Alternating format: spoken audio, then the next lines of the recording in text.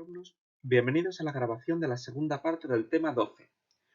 En este caso, siguiendo con el Imperio de los Austrias, vamos a tratar de uno de los aspectos que llegaron a hacer que se considerara efectivamente como un gran imperio, que va a ser el territorio español. Esta es una imagen un poco particular en la cual nos muestra un mapa del mundo, pero centrándose en el Océano Pacífico.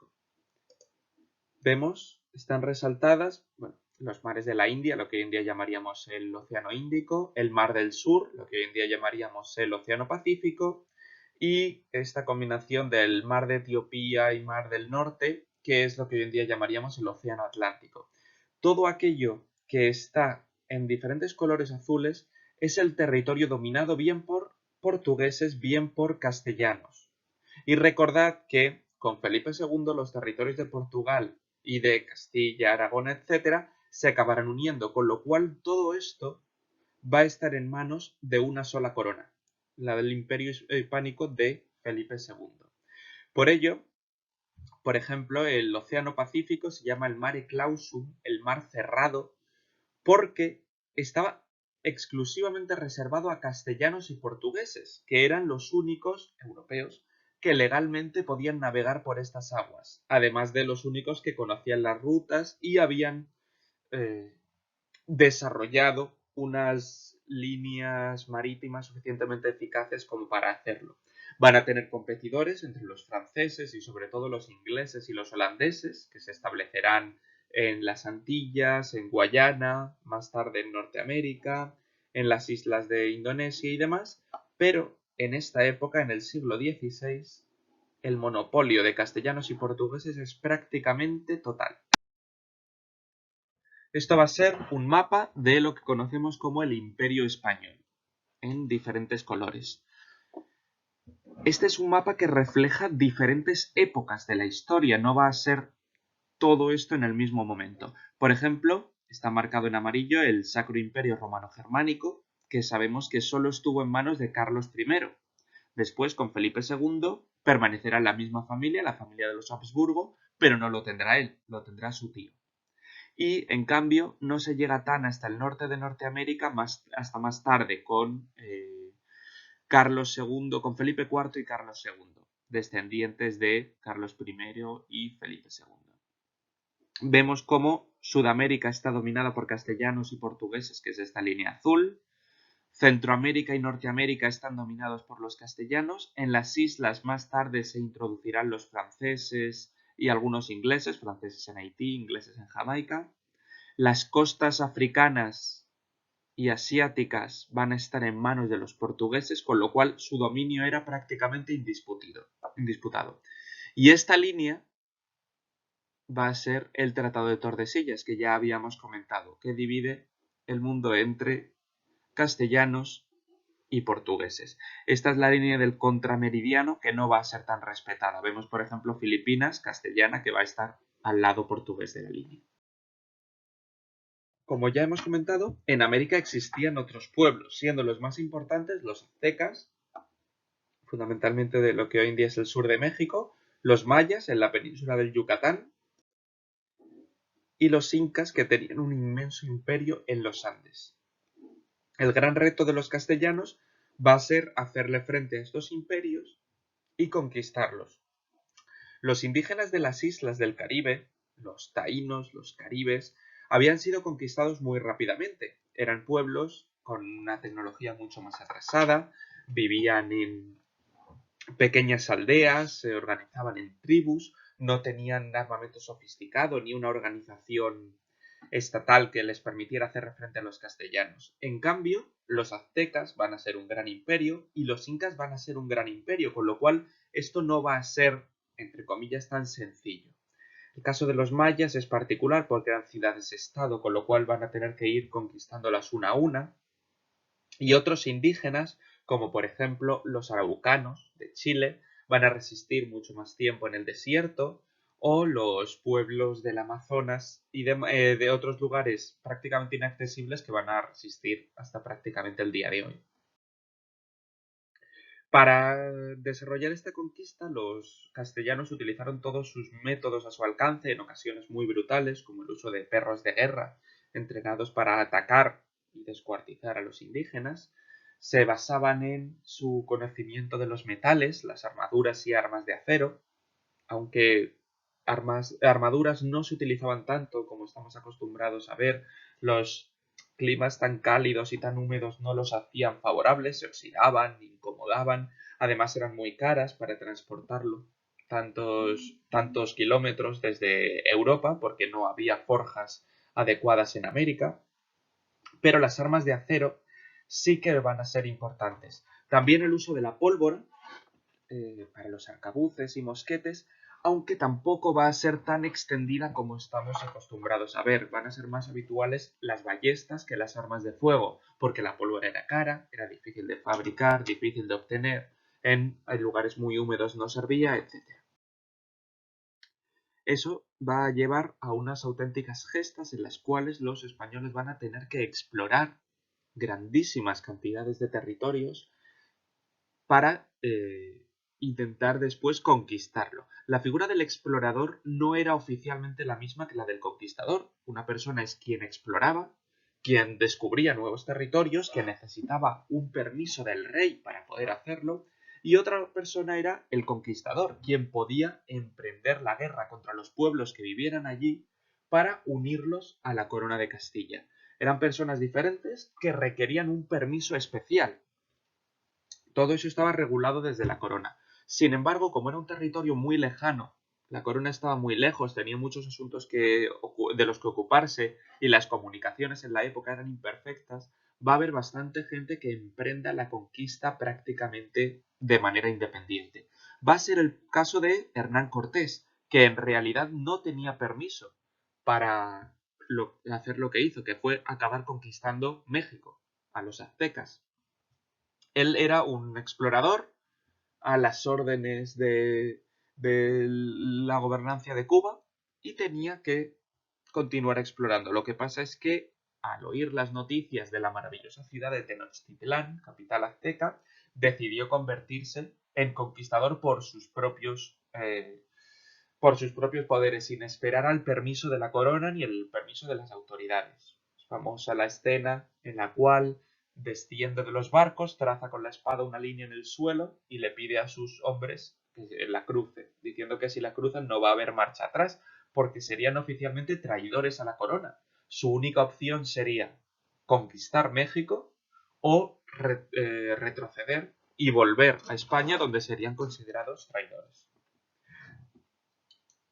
Pero los conquistadores españoles no estaban solos.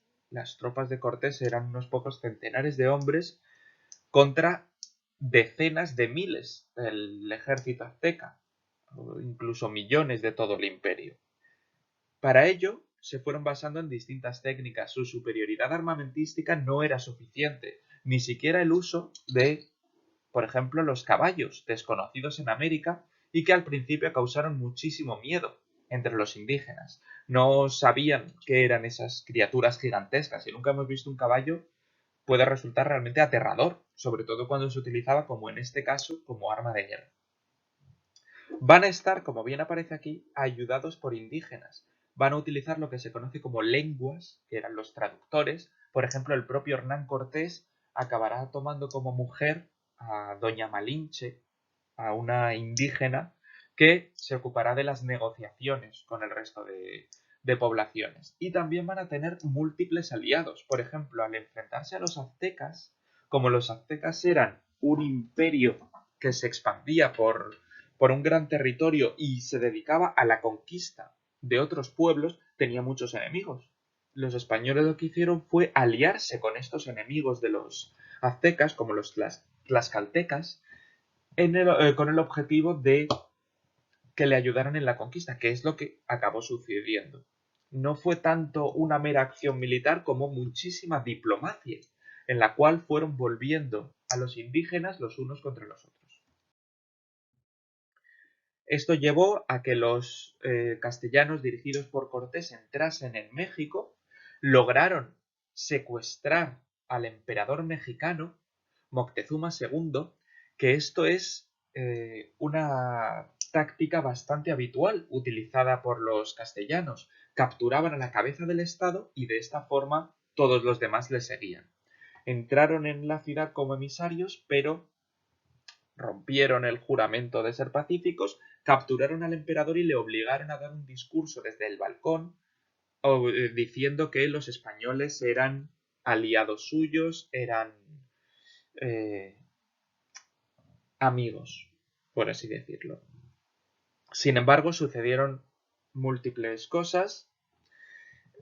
Cortés tuvo que abandonar México, abandonar la ciudad, dejando solamente unos 200 hombres en la Ciudad de México, unos 200 españoles rodeados de casi el millón de personas que tenía Tenochtitlán, porque, como Cortés era un traidor, al fin y al cabo, a la corona, las autoridades españolas habían enviado a Pánfilo de Narváez desde Cuba para que le capturase. Cortés tuvo que ir, enfrentarse a las tropas de Pánfilo de Narváez y de hecho dio un discurso en el cual convenció a las tropas enemigas de que se pasaran a su bando para que se unieran en su conquista, prometiéndoles riquezas, prometiéndoles gloria y consiguiendo que al pobre Pánfilo de Narváez le cargaran de cadenas y le metieran en un barco de vuelta a Cuba. Con lo cual, cuando Cortés volvió a México, tenía muchas más tropas. Pero las circunstancias se habían complicado mucho, porque había dejado México a las órdenes de Pedro de Alvarado, que era un oficial español que era prácticamente un fanático. Era un cristiano muy devoto que consideraba que los aztecas, que no eran evidentemente cristianos, debían ser convertidos a la fuerza. Durante una ceremonia religiosa ejecutó a los principales líderes y sacerdotes aztecas y esto, por supuesto, llevó a una rebelión. Obligó al emperador a salir a un balcón a dar un discurso y el propio pueblo azteca acabó ejecutando al emperador. Le lanzaron piedras y una de ellas le mató. Los españoles se vieron obligados a huir en lo que se llama la Noche Triste, en la cual escaparon cargando con todo el oro que pudieron reunir. Tuvieron que huir a través de los canales de México Tenochtitlán. Recordad que estaba construida sobre una laguna, era una ciudad de canales como Venecia, y tenían que utilizar las lanzas como si fueran pértigas para saltar por encima de los canales y cuando se caían se hundían por todo el oro que llevaban. Y muchos estaban dispuestos a morir antes de abandonar las riquezas que habían conseguido. Los españoles tuvieron que huir, fue una gran derrota, pero reunieron tropas, tanto españolas como los aliados indígenas, y en la batalla de Otumba fueron cargaron contra los indígenas y lograron vencerles, llevando a la conquista y posterior destrucción de la Ciudad de México. De esta época tenemos muchos testimonios de los propios soldados, lo que se llaman los escritores soldados, porque al fin y al cabo es la época del Renacimiento, se va aumentando la cantidad de personas que saben leer y escribir, el interés que tiene la gente en contar sus vivencias y surgen muchísimos textos que narran lo que han vivido, desde un aspecto más humano, en todas las guerras, como más exótico para contar lo que han visto en estas tierras lejanas, enfrentándose a nuevos pueblos y descubriendo nuevas culturas. Está, por ejemplo, la historia verdadera de la conquista de la Nueva España, de Bernal Díaz del Castillo, que cuenta ampliamente toda la expedición de Cortés. Él era un miembro de esta expedición, un soldado más, y va narrándola. O, por ejemplo, los naufragios de Álvar Núñez Cabeza de Vaca, en el cual explica cómo naufraga en la costa americana y pasa 3 años vagando prácticamente solo. Estaban él, 2 compañeros suyos y un esclavo, y se convirtieron en prácticamente los mesías de una comunidad indígena. Prácticamente todos los conquistadores tenían bien sus narraciones o bien crónicas posteriores que cuentan lo que hicieron. Y es eso lo que utilizamos para conocer estos hechos. Y además de saber cómo pensaban, cómo vivían, qué querían conseguir estas personas. Por ejemplo, este fragmento nos dice: Nos fue muy mal, mataron a mucha gente y capitanes, a mi alférez. El alférez sabéis que es un cargo militar, que es el portador de la bandera, y se llevaron la bandera que llevaba el propio alférez. Viéndola llevar, partimos tras ella yo y 2 soldados de a caballo, por medio de gran multitud, atropellando y matando y recibiendo daño. Los 2 jinetes, los 3 jinetes y los 2 jinetes y el que habla, se dirigen a través de las filas de los indígenas para capturar de nuevo la bandera que les han arrebatado. En breve cayó muerto uno de los 3, proseguimos los 2 y llegamos hasta la bandera. Pero cayó de un bote de lanza mi compañero, yo con un mal golpe en una pierna, maté al cacique que la llevaba, se la quité y apreté con mi caballo, atropellando, matando e hiriendo a infinidad de indígenas, pero malherido y pasado de 3 flechas y de una lanza en el hombro izquierdo, que sentía mucho. En fin, llegué a mucha gente y caí luego del caballo, es decir, atravesado por flechas, herido por los lanzazos de los indios, logró recuperar la bandera y traerla de nuevo al campamento castellano.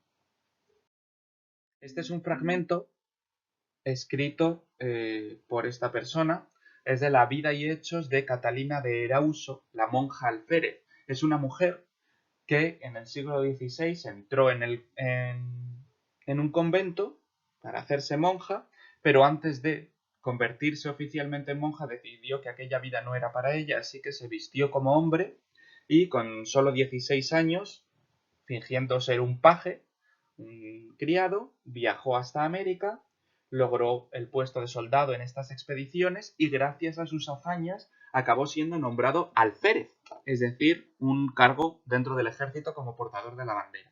Al final, después de múltiples aventuras en América y en Europa, acaba confesando que es una mujer y consigue un permiso del Papa para vestir ropas masculinas, mantener su cargo militar, pero reconociendo ampliamente que era una mujer. De hecho, acabó estando casada con un varón y se retiró como sargento, con un gran prestigio y bastante riqueza.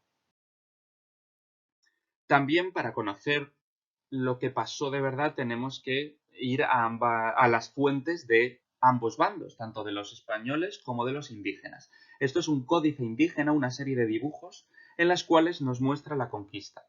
Lo que pasa es que no son realizados por los enemigos de los castellanos, sino que es una especie de cómic, por así decirlo, hecho en la época por indígenas que ayudaban a los españoles.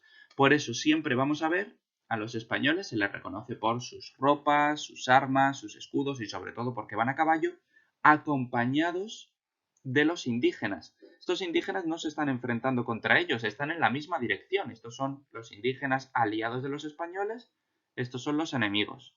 Siempre va a estar el español con el indígena negociando con los indígenas de otro pueblo, en este caso Tlaxcalán.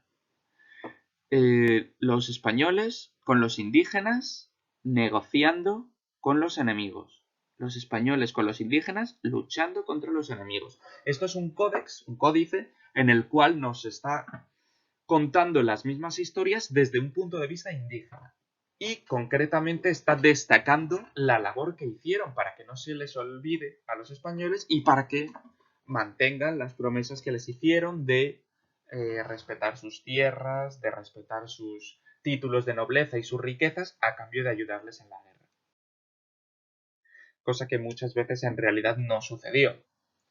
Uno de los grandes objetivos de los españoles en América va a ser la gloria, conseguir un ascenso social que hubiera sido imposible en España. Recordad, por la institución del mayorazgo que obligaba a que todos los bienes de los nobles pasasen a su hijo mayor, por cómo estaba estructurada la sociedad, si tú nacías campesino, ibas a morir campesino. Igual que si nacías noble, ibas a morir noble. No había grandes posibilidades de ascenso social, salvo por hazañas extraordinarias que anteriormente se habían hecho en la Reconquista y en esta época se hacían en América. Por ejemplo,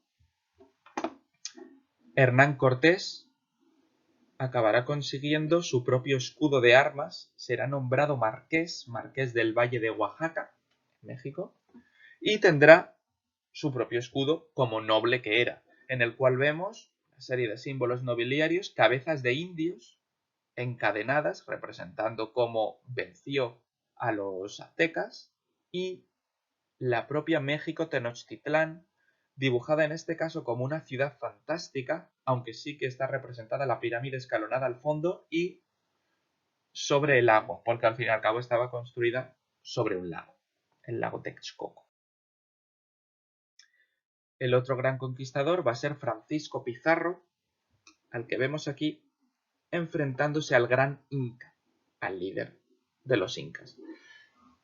Es curioso la nomenclatura, igual que a los aztecas los llamamos aztecas, pero en realidad ellos se llamaban a sí mismos mexicas, y de hecho su ciudad era México, México Tenochtitlán, ellos eran los mexicas y esta era su ciudad.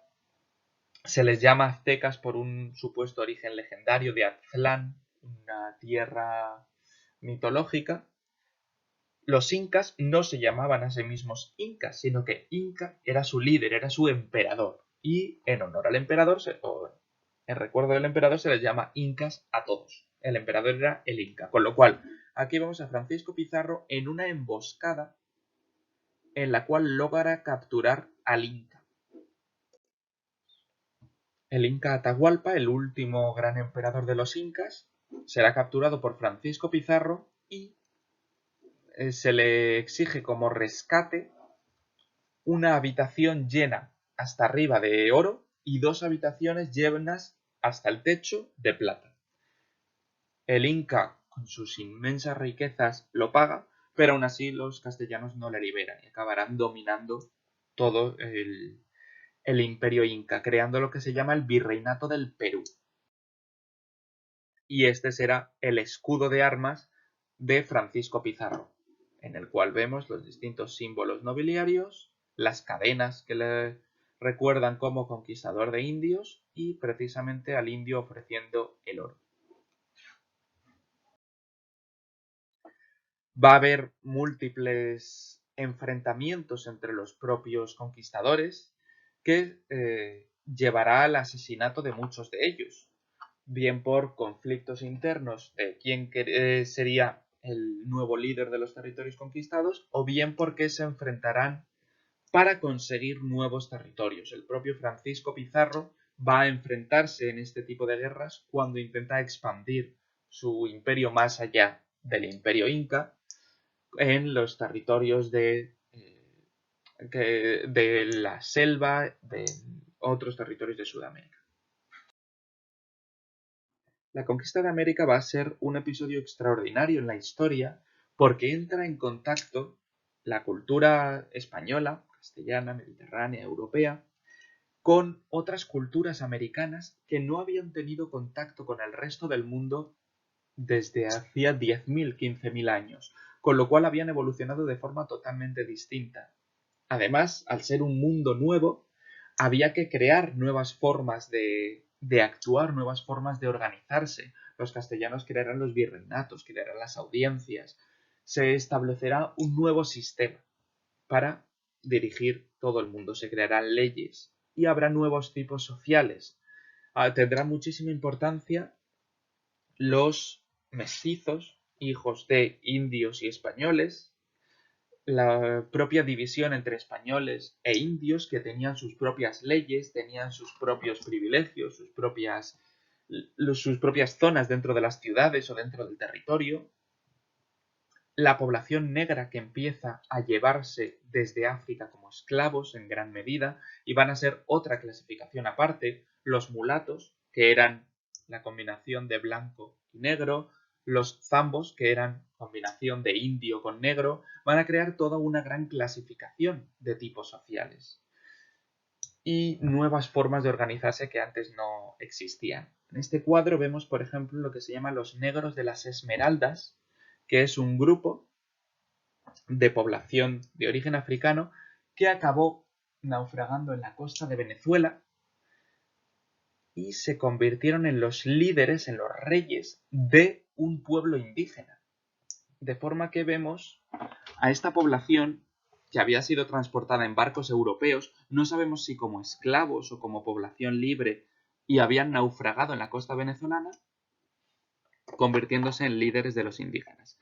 Son población africana, con lanzas al estilo africano, vestidos según la moda europea, con gorgueras, con capas, con prendas de seda, con sombreros adornados lujosamente, etc. De hecho, visten con mucho más lujo que al que por ley se le permitía llevar a los españoles, y adornados con oro en la cara, con pendientes, con perforaciones en la nariz y en los labios, que es de origen indígena, algo que estaba reservado a los reyes y a los dioses. Con lo cual vemos una combinación total de 3 continentes, creando algo prácticamente nuevo. De hecho, vemos que estas personas tienen nombres castellanos: Don Pedro, Don Francisco, Don Domingo, y se convertirán en los interlocutores entre los castellanos y los indígenas. Es uno de los múltiples episodios de actos extraordinarios que van a suceder en América.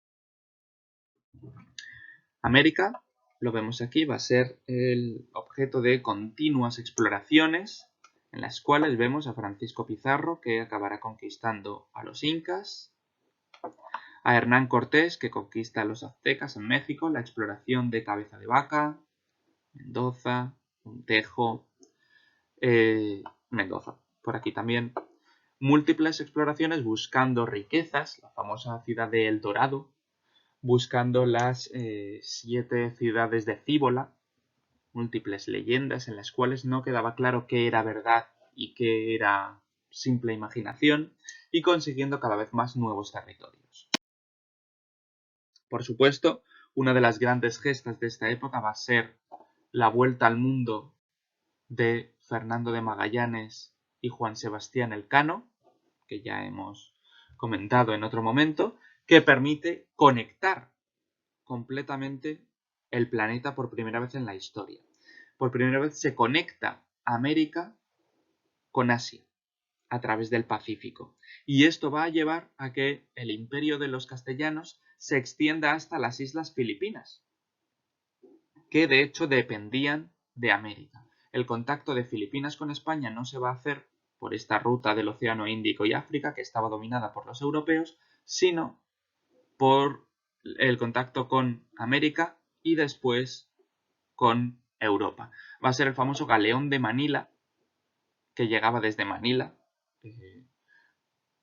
en la capital de Filipinas, hasta Veracruz, en América, que permitía conectar estos territorios.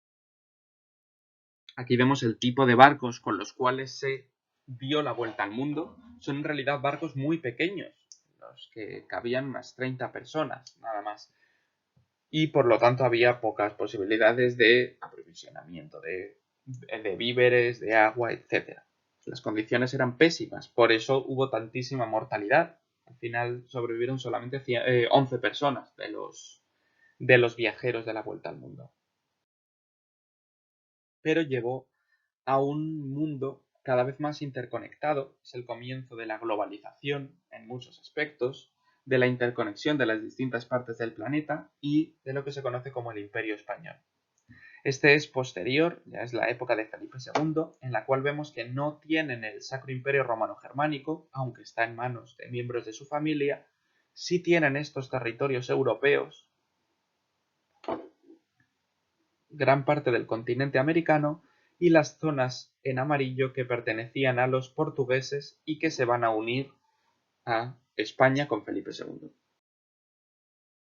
Por ello, en todo el proceso de la conquista de América, vemos cómo Hernán Cortés conquistará el Imperio Azteca, se explorarán los territorios mayas en Centroamérica y Apalache en Norteamérica, Magallanes y Elcano dan la primera vuelta al mundo, 1519-1521, Francisco Pizarro conquista el Imperio Inca y abre la puerta a la conquista de todo el sur de América, que va a ser rápidamente asimilado por castellanos y portugueses. Se crea la ruta hacia el sudeste asiático, se conquista Filipinas, se le da este nombre en honor a Felipe II, que en aquella época no era rey, pero era el príncipe de Asturias. Y para organizar América se crea el Consejo de Indias, esta rama del gobierno, una especie de ministerio que se ocupaba de todos los asuntos americanos, y dos grandes territorios, los virreinatos de Nueva España y del Perú. Recordad, un virreinato era un territorio dominado por un virrey que era el representante del rey en una zona a la cual éste no podía acceder o no accedía habitualmente. Los austrias nunca pisarán América, con lo cual todo este gobierno va a quedar en manos de los virreyes.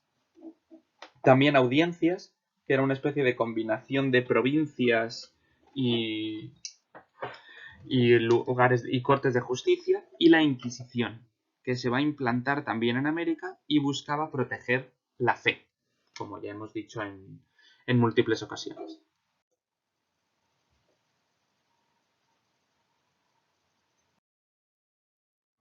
Las razones de la conquista de América van a ser múltiples.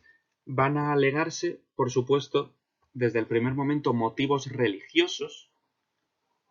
Los indígenas no eran cristianos y se decía que la principal razón para explorar y conquistar nuevos territorios era transmitir la religión católica a todos estos pueblos. Recordad que tanto Carlos I como Felipe II se van a considerar a sí mismos los grandes defensores de la cristiandad en el mundo, así que la misión de expandir la religión era una de las más importantes. Sin embargo, también había, por supuesto, un afán de territorios.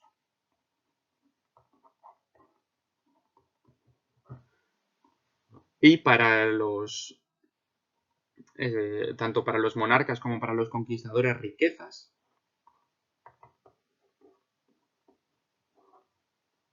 Y gloria, ennoblecimiento.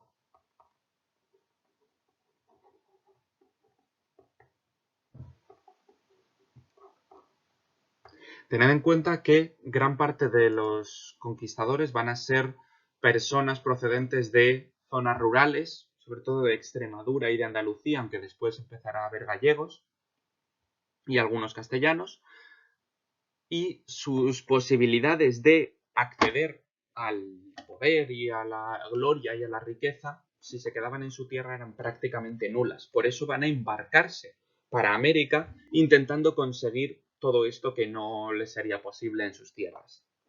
Por supuesto, la razón de expandir la religión no era una simple excusa, sino que eran personas sumamente religiosas y lo consideraban un auténtico deber.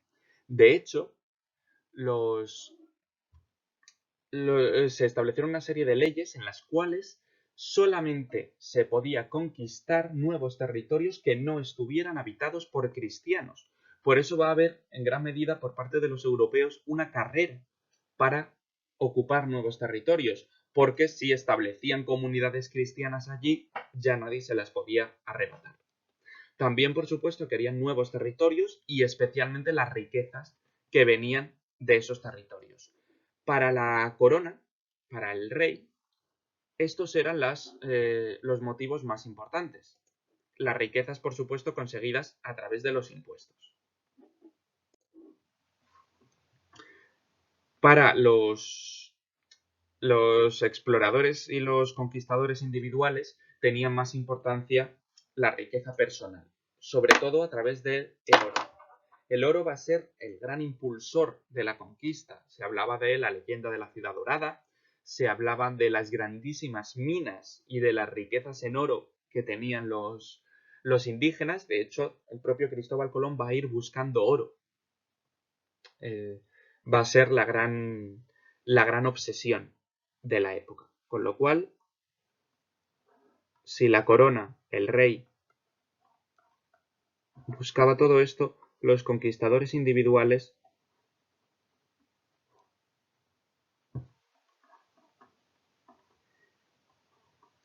van a centrarse en otro tipo de actividades. Las riquezas están compartidas por ambos, tanto en forma de impuestos como en forma de riqueza en oro y en tierras.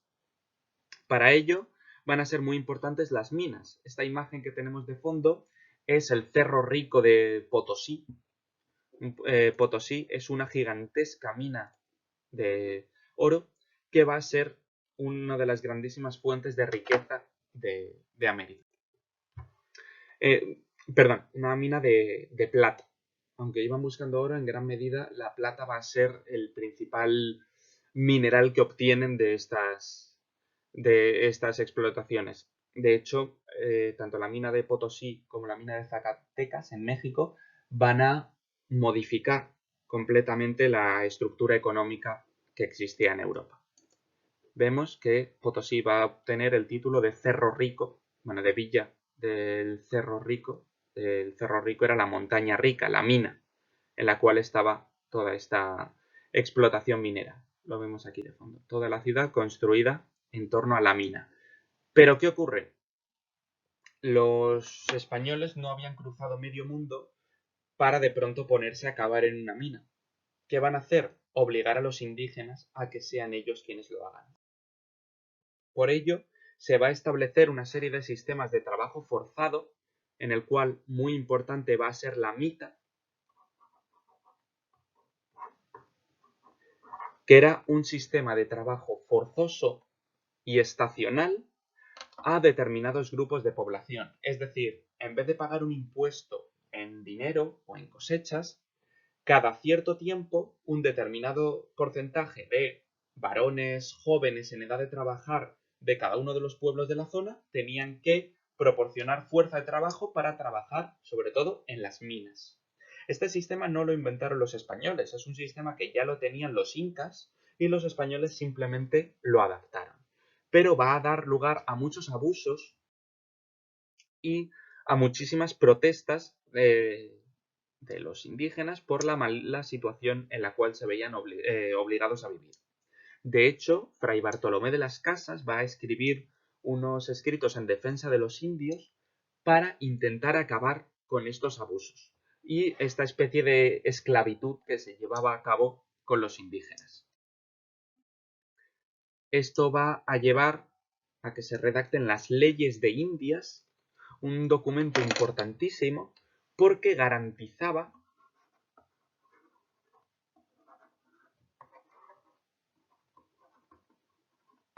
la libertad, el derecho a la vida y a las posesiones de los indígenas. Se considera uno de los primeros antepasados de los derechos humanos, porque garantizaba que los indígenas eran súbditos de la corona, no eran esclavos, no eran personas inferiores, sino tenían la característica de súbditos, exactamente igual que los castellanos y los habitantes de cualquier otro reino.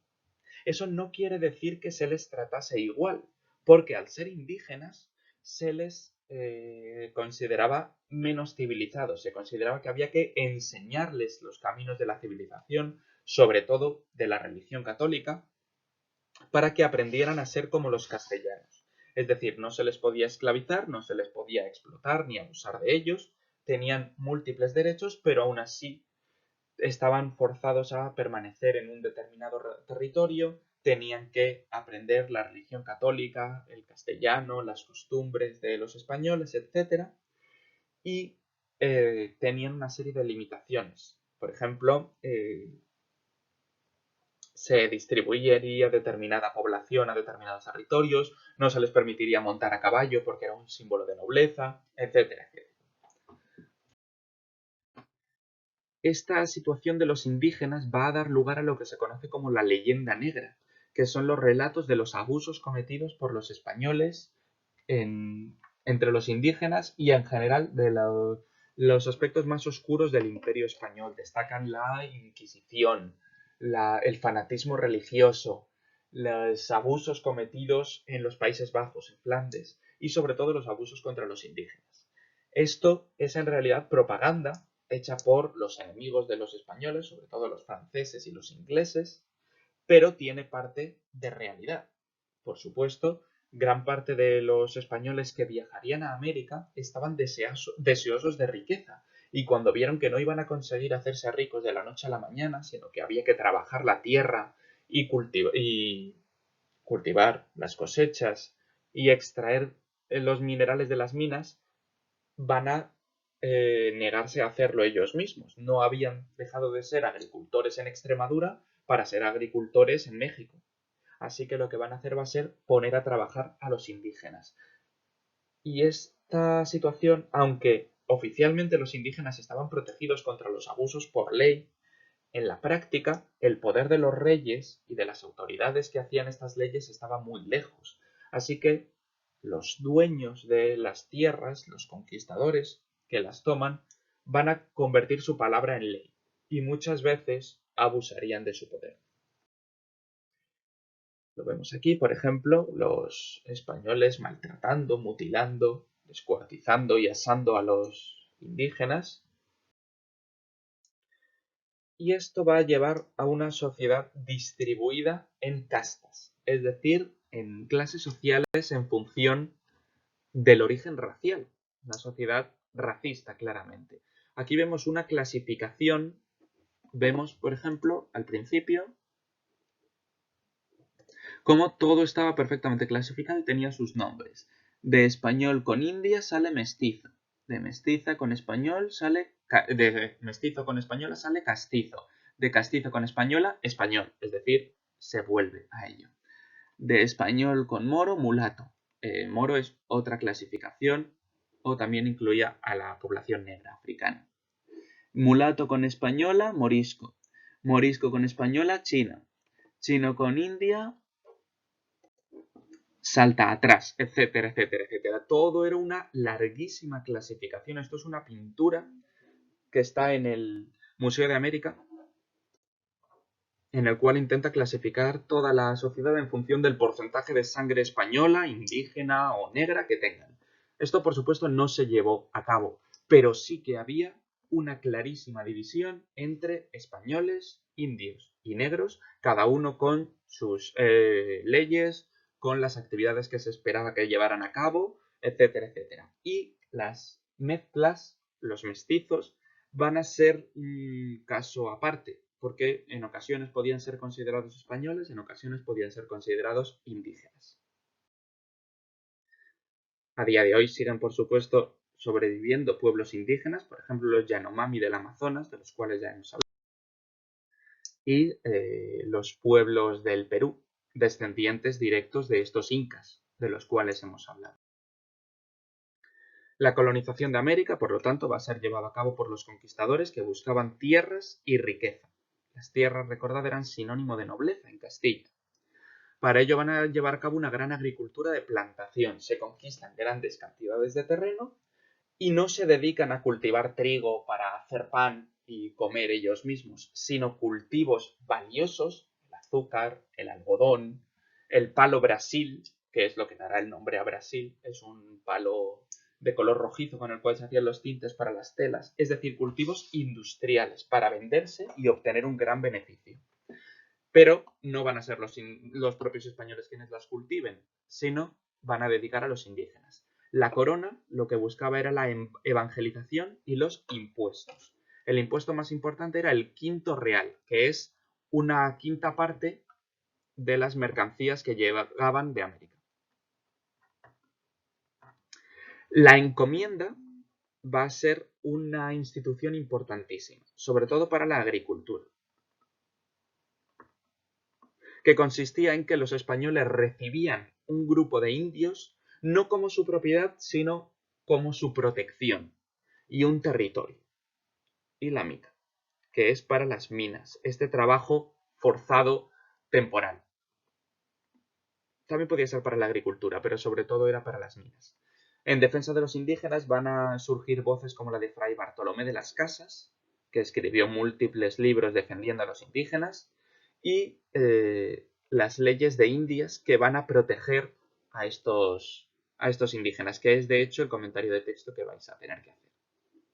La sociedad va a estar dividida entre castellanos, indios y esclavos, sobre todo esclavos africanos, porque a los indígenas no se les podía esclavizar, porque se convierten en súbditos de la corona, se decide que se les tiene que evangelizar, se les tiene que enseñar las costumbres españolas y los defensores de los indios, por ejemplo, Fray Bartolomé de las Casas, dicen: ¿de qué sentido tiene que les enseñemos a ser cristianos, las costumbres castellanas, el idioma, etcétera, si luego van a ser esclavos? Tienen que ser ciudadanos, súbditos, igual que cualquier otra persona del reino, que es lo que van a garantizar las leyes de Indias.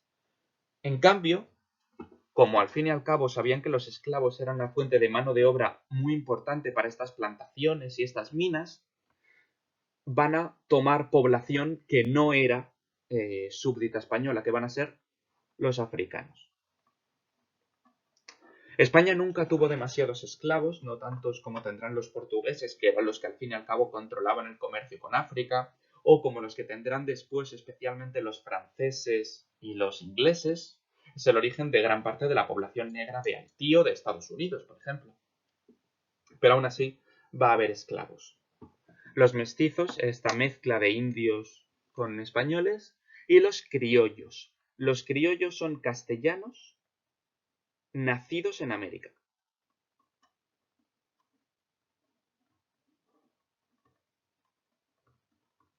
Y van a tener un papel muy importante, sobre todo en el futuro, porque ellos eran castellanos, con lo cual formaban parte de la élite, pero no van a ser tan valorados como los castellanos que nacían en Castilla.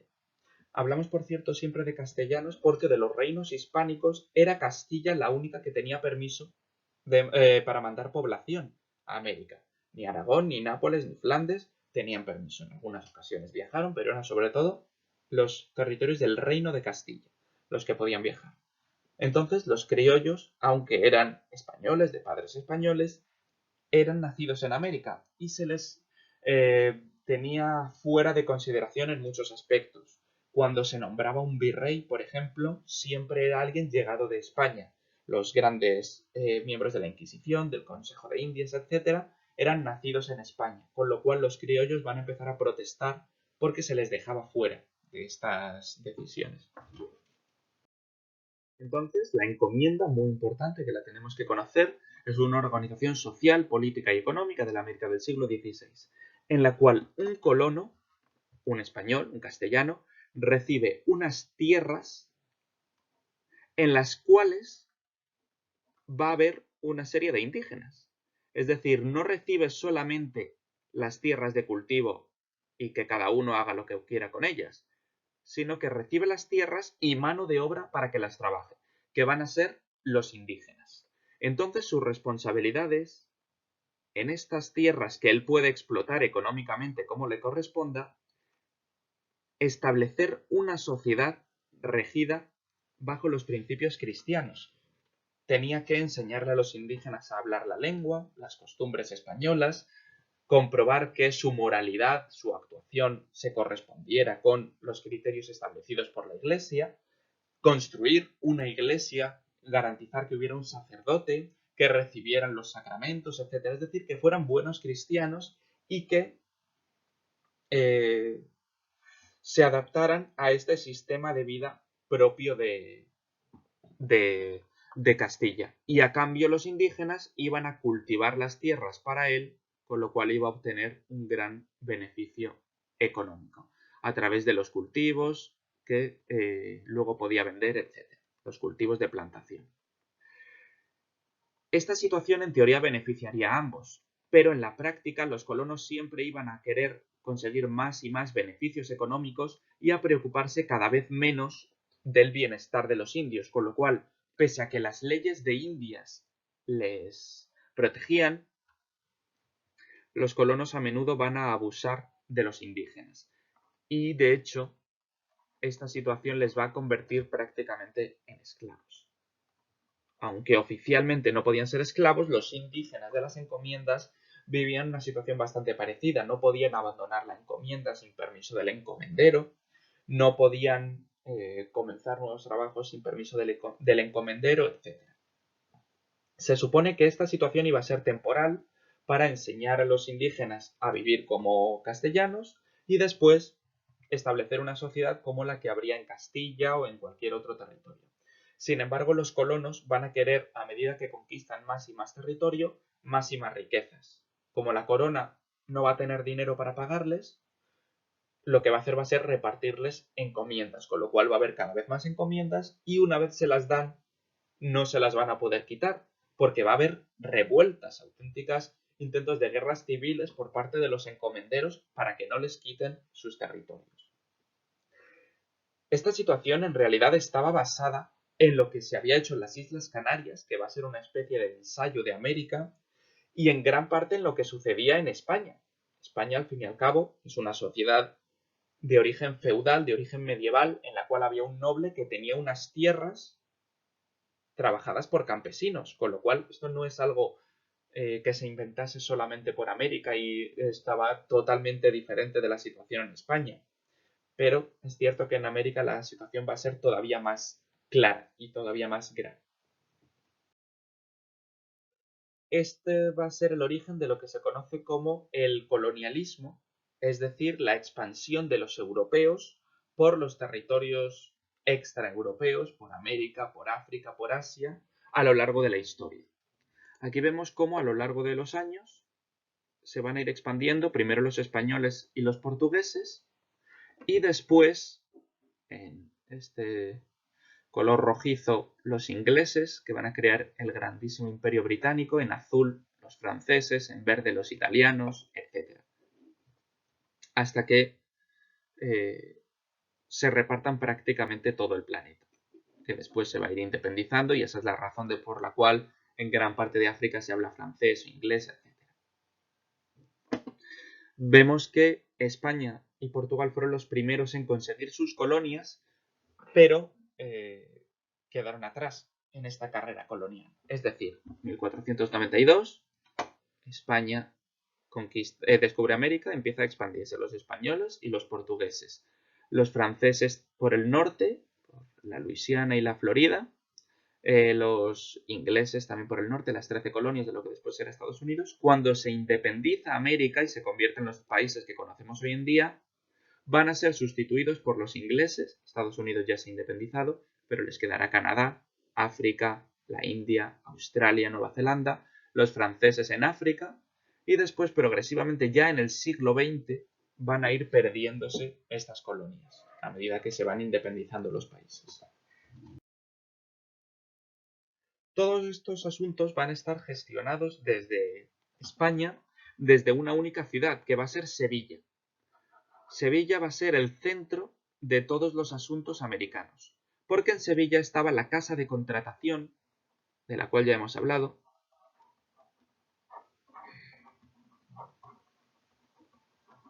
que gestionaba todos los asuntos americanos.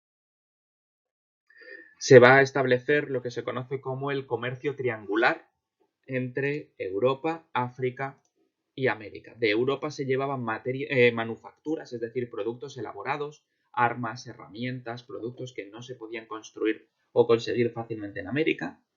De América se llevaban materias primas y de África sobre todo personas. Es decir, los europeos llevaban productos elaborados a África, los intercambiaban por esclavos que los llevaban a América, donde conseguían materias primas como azúcar, café, algodón, minerales preciosos, tabaco, pieles que llevaban a Europa, con las cuales fabricaban productos elaborados, los llevaban a África, etc. Esto se va a establecer más adelante, pero va a ser una de las razones de por qué los países colonizados van a estar más atrasados, porque no les convenía a este sistema que empezaran a tener fábricas e industrias en América, porque entonces no les podrían vender los productos europeos. Les convenía que fueran grandes plantaciones, grandes campos de cultivos y minas, trabajados por esclavos, sobre todo en el caso de los franceses y los ingleses, o por encomiendas y mitas en el caso de los españoles, para que exportaran estos productos a Europa. Esto va a ser el origen de lo que se conoce como las compañías comerciales, que van a ser algunas de las primeras empresas de la historia.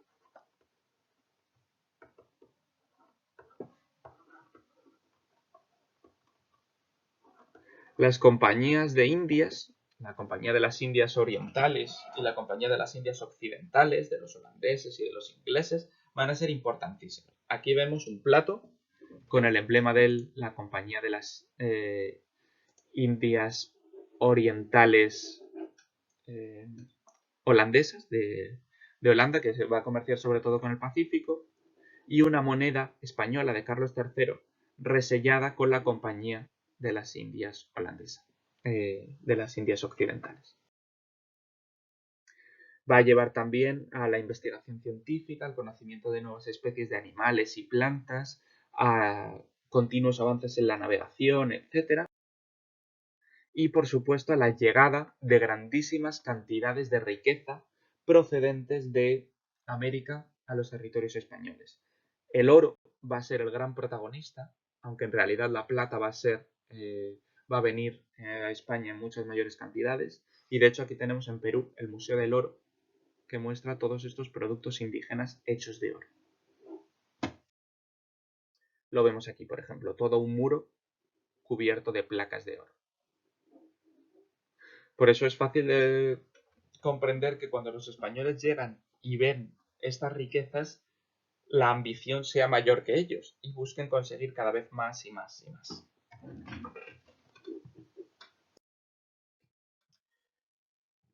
Para ello, los galeones españoles cargados de riquezas van a viajar continuamente de América a Europa. Aquí vemos una fragata, la fragata Mercedes, que naufragó en el siglo XVIII con un cargamento de monedas. Todo esto son las monedas que cargaba esta fragata. Están en el Museo Arqueológico Nacional. ¿Qué ocurre? Esta situación va a afectar enormemente a la economía española.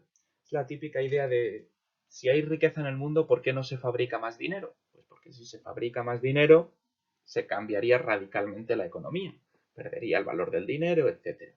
En este caso, la economía europea estaba basada en una pequeña cantidad de oro. Cuando de pronto empiezan a llegar oro y plata a toneladas, el mundo entero cambia su percepción.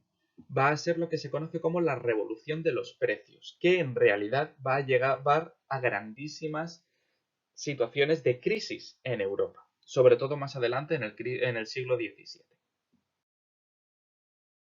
La revolución de los precios fue un proceso complejo que tuvo lugar en el siglo XVI, que es la época de la cual estamos hablando, debido a una serie de causas complejas. En primer lugar, el comercio ultramarino, es decir, a más allá del mar, con América, por supuesto, se potencia enormemente, con lo cual no solamente llegan nuevos productos como los tomates, las patatas, el cacao, el tabaco, etc. Algunos de ellos se convierten en grandes lujos, como el chocolate, otros van a ser despreciados durante muchísimo tiempo, como las patatas, pero en cualquier caso cambia radicalmente el tipo de productos que había disponibles en Europa.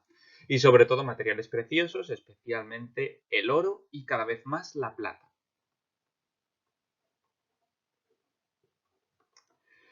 A esto se suma además que va a haber un gran aumento de la población. Es decir, hay cada vez más gente, era un periodo de paz, de estabilidad, de buenas cosechas, y no había grandes conflictos, con lo cual van a crecer mucho las personas, el número de población, y muchos van a emigrar también a América. Bueno, lo tenemos aquí apuntado, claro. Como hay cada vez más gente, aumenta la demanda. Hay cada vez más personas que quieren estos productos. Como ya sabemos, ¿os acordáis de la ley de la oferta y la demanda? Un aumento de la demanda implica un aumento de los precios. Además, había escasez de tierras. Por ejemplo, recordad el mayorazgo. Las tierras de los nobles estaban en manos de los nobles, no se podían vender, no se podían alquilar, no se podían dividir. Y los nobles no van a tener ningún interés en cultivar las tierras al 100%, al máximo de su capacidad, porque les da igual un poco más o un poco menos. Ellos ya son ricos y van a seguir siendo ricos. No lo van a aprovechar tanto como lo aprovecharía, por ejemplo, un campesino que viviera exclusivamente de lo que esa tierra le diese. Con lo cual, las tierras eran escasas. Además, recordad la gran importancia que tenía la mesta, los ganaderos, con lo cual muchas tierras de cultivo se dedican a la ganadería. También escasez de industria, porque, como ya hemos dicho, la mesta era para la lana y esta lana se exportaba sobre todo a Flandes e Inglaterra. Con lo cual, si exportamos la lana, no tenemos ocasión de convertir esa lana en tejidos, sino que van a ser ellos, los ingleses y los flamencos, quienes desarrollen unas buenas industrias de producción de lana que van a hacer después la competencia a los castellanos, con lo cual Castilla va a tener que comprar estos productos al exterior. Por todo ello, va a tener que utilizar cada vez más oro para compensar este aumento de la demanda, para compensar esta escasez de tierras, para compensar esta escasez de industria que obligaba a comprar productos manufacturados. ¿Qué ocurre? Como entra cada vez más y más y más oro, se produce una devaluación. Como sabéis, la devaluación es un aumento de los precios, perdón, es un descenso del valor de algo. En este caso se devalúa el oro. Como cada vez hay más, cada vez vale menos. Hay una gran inflación, que es un aumento de los precios. Lo que antes se compraba con 100 gramos de oro, con monedas equivalentes a 100 gramos de oro, ahora va a ser necesario dedicarle 150, 200, 250, 300 gramos de oro. Con lo cual, suben los precios. Y van a aumentar también los impuestos, sobre todo de los nobles, que todavía cobraban impuestos en estos lugares, para aumentar los beneficios y compensar.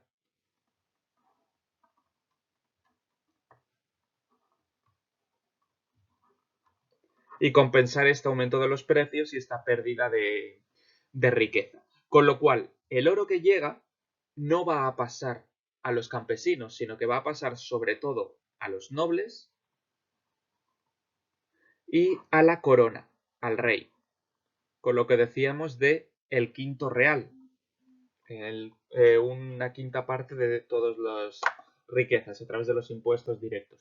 Es decir, suben los precios, los que se benefician de ellos son los nobles y la corona, lo que quiere decir que los campesinos o las personas de a pie, el vulgo, el pueblo común, los ciudadanos comunes, se empobrecen. Va a haber un gran empobrecimiento. A esto se suma, por ejemplo, las guerras que se estaban llevando a cabo en Italia o que se llevarán después en Flandes, que en gran parte se pagan con mercenarios, los salarios que hay que pagar a estos soldados, las armas, los uniformes, todo el habituallamiento, que es un dinero que se dedica a algo que realmente no está proporcionando beneficios, con lo cual el dinero en las grandes cantidades, las toneladas y toneladas de oro y plata que llegaban de América, tan rápido como aterrizaban en Castilla, salían de ella para pagar todos estos gastos, sobre todo gastos de guerra. De hecho, los reyes tuvieron que pedir cada vez más préstamos a grandes familias, que va a llevar a las bancarrotas posteriores y a lo que se conoce como la crisis del siglo XVII, que lo veremos en el próximo tema. Con esto habríamos terminado y tenemos que hacer, como de costumbre, una serie de actividades. La preparación de examen que tenemos que continuar, todo ello en el aula virtual como siempre. Un comentario de texto, en este caso de las leyes de Indias. También una serie de preguntas respecto al texto que hay que responder. Recordad, las leyes de Indias se hicieron para proteger a los indígenas americanos, para regular cómo iba a controlarse el territorio, quiénes podían explorar, quiénes podían conquistar, qué virreinatos se creaban, cómo se organizaban las audiencias, etc. Todos los asuntos americanos se van a tratar en las leyes de Indias. Y el test de la segunda parte del tema 12 que tenéis en el aula virtual exactamente igual que los demás. Muchas gracias por ver el vídeo y como siempre, si tenéis cualquier duda o cualquier consulta, no dejéis de preguntar.